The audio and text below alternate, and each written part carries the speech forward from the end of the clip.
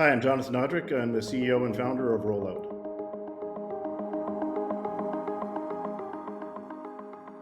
I'm going to welcome my next guest, Jonathan Nodrick, CEO and founder of Rollout. Please share with us your personal journey as well as the journey of Rollout and tell us how you got here today. All right, thanks so much for having me. I'm been really looking forward to doing this, and happy we joined forces in this world. You've brought a lot to our company, and we've learned and grown a lot from this collaboration. So we started out almost 19 years ago. A bunch of young kids testing out large format printing. We didn't really know what we were doing, but we soon found that graphics in spaces are really interesting and compelling. So we didn't really expect to start a wallpaper company. We just saw printing things really big and sticking them up on your walls was cool, and people started asking where they could buy it. So really, Rollout was born out of creative exploration, innovation, some hard work, some determination, and getting ourselves in front of business people and collaborating with a community of creative artists, designers, photographers, mark makers, people who have a different point of view in this world, a different vision, and they want to share it. And we help get that vision onto your walls. Now, you guys are an incredible success story. I would describe you as having started as a small business who's clearly made it to medium and on your way to large. But the journey wasn't always smooth. So I'd like you to first tell us how long have you been now part of the Material Bank family? Over 3 years, we've been with Material Bank, and I think with our involvement on the platform and with you and the people on your team, we actually feel like we've matured as a company. We went from we were a young, scrappy startup for 15 plus years, and I think we've now dialed the frequencies in to do the things that we're best at. You've allowed us to focus on dealing with leads and client relationships, forming relationships with the people that come to us, and it's blown up our artist network. We've been able to support and empower a lot of creative people to make a lot of product that they might not normally have, and we are allowing them to express themselves to the fullest extent and bringing it into your spaces and to your projects. So lots of the community members are going to learn from you because you're taking on massive projects. When I look at some of the leaders and I see you guys winning projects, it's really rather interesting to us.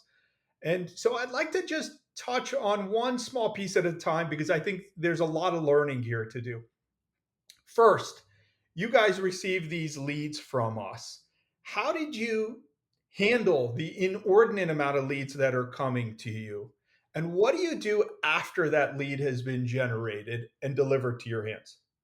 When we first got on your platform, it took a few days, and then we were profiled on some of the marketing initiatives you did. And the next morning, when we got the leads report, we all kind of sat there with our jaws on the ground. We're like, "Oh my, are we going to be able to handle this amount of this influx of leads and activity that's coming our way?" And over time, we've now surpassed that on a daily basis. Things are coming in, and the uptick has hit us, but we've also come together to learn how to handle it. And you've suggested kind of formats of things to do and systems to use. We also built our own and tinkered around with it. I know it was a new endeavor for you, and it's new for us as well. So the more that we could test and prove and disprove things, the better success we could have. We set up our own spreadsheets and found our own kind of cadence for when to follow up with people and how to respond to them. We have sales reps that reach out to people as well. You think getting involved with this platform would change your business overnight in the sales department, but it's really an investment. You got to plant those seeds, and you got to nurture those seeds and relationships, and you got to understand that good things take time, and it's taken some time and some tinkering, but we've got a steady stream of incoming data and clients and projects we're working on. People have their own frequencies and agendas for projects, so you can't really hurry things up too much. You can do your best to keep moving things along at a good clip, but realizing this is the long game. It's not just jump in and wet your feet and jump back out again. It's when you invest in it, you gotta make sure it's going to count.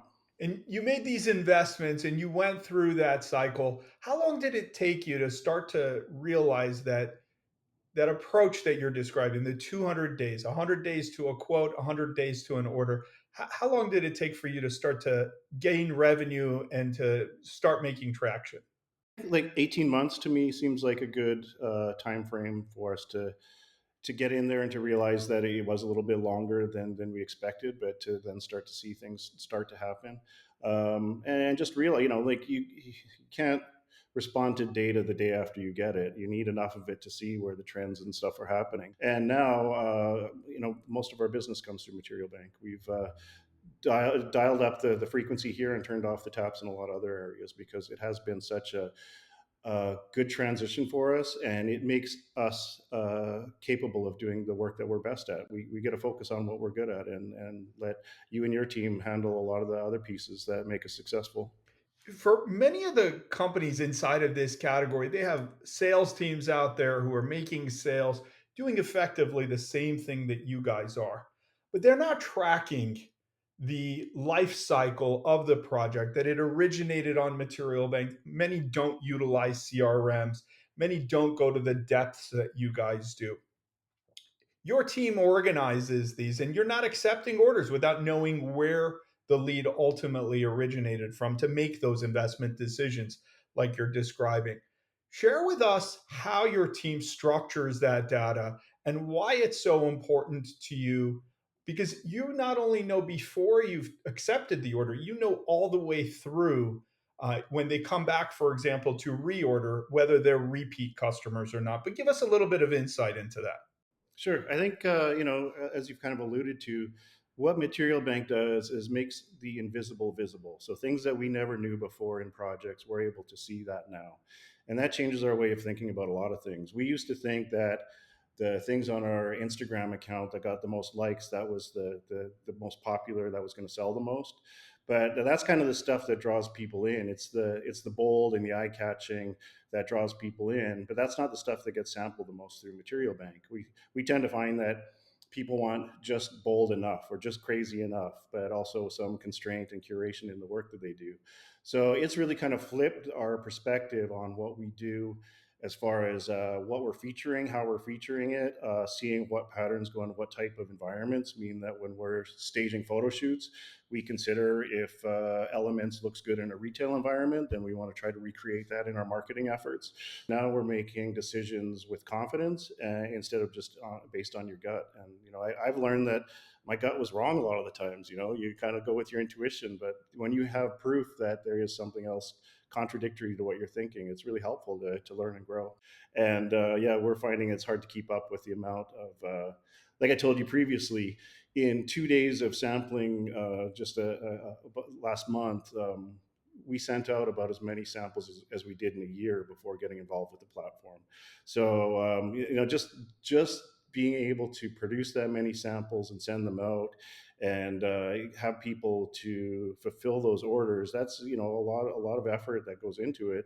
And to be able to just wake up in the morning and see a spreadsheet of all the samples that have been sent out, it's it's been really nice for us to have you handling that stuff for us, because like I said, we got to focus what we love doing and what we're good at.